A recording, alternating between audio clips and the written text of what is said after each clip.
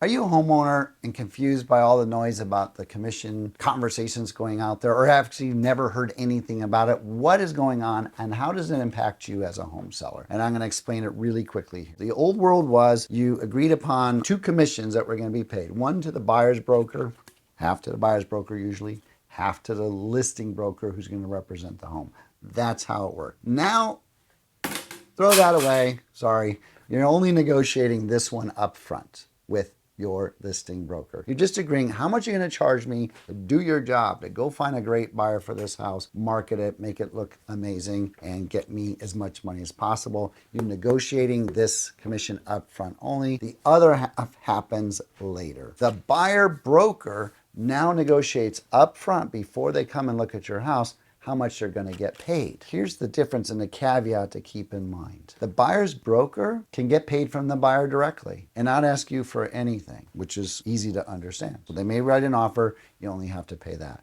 But the buyer broker may in fact ask you to pay their compensation, and they have the right to do that. All you have to do is look at the net. If you're asking $1 million, your listing broker wants 25,000, the buyer broker wants 25,000, you'd be netting 950,000. Are you happy with that? If you're not happy with it, you negotiate the price up. If you're happy with it, you accept it and pay both. That's it.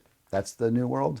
Hopefully that makes some sense. Bottom line is you're negotiating this up front. There's a 95, 98% chance they're going to be asking for this half as well. So my recommendation, list at a price that will likely allow you to be able to pay two people, but you may not have to. It's always going to be negotiable.